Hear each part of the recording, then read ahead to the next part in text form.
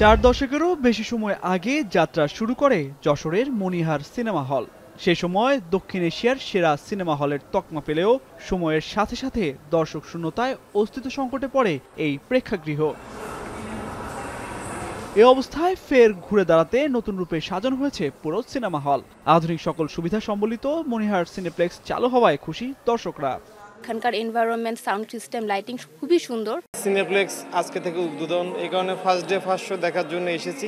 অনেক এক্সাইটমেন্ট আছে, এখানকার আবহাওয়াটা, পর্দাটা অনেক বেশি ভালো। 14 শতাধিক আসনের মনিহারের মূল অবকাঠামো ঠিক রেখে দ্বিতীয় তলায় এক কর্নারে নির্মাণ করা হয়েছে সিনেপ্লেক্সটি। দর্শকদের সুবিধায় থাকবে অনলাইন টিকিট ব্যবস্থাপনা। আধুনিক প্রযুক্তির সিলভার স্ক্রিনে ডলবি সাউন্ড সিস্টেমে সিনেমা দেখার সুযোগ পাবেন দর্শকরা। সামনে যদি আরো ভালো ছবি তৈরি হয়, আমাদেরও ইচ্ছা আছে সামনে মনিহার সিনেমা হলকে আরো উন্নত করে, আরো সুন্দর করে, আরো দুটো ভাগে ভাগ করে আমরা আরো সিনেপ্লেক্সের করতে চাচ্ছি যশোরে।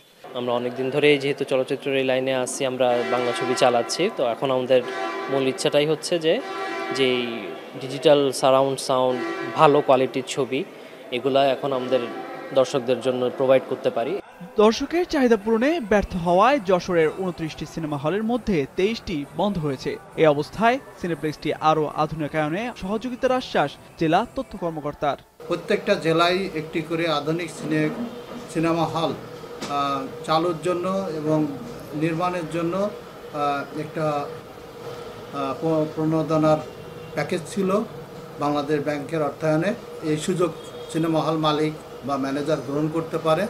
1983 সালে 4 বিঘা জমির উপর দৃষ্টিনন্দন মনিহার প্রেক্ষাগৃহ নির্মাণ করেন প্রয়াত ব্যবসায়ী সিরাজুল ইসলাম। সে সময় 1430 আসন নিয়ে যাত্রা শুরু করে এই প্রেক্ষাগৃহ।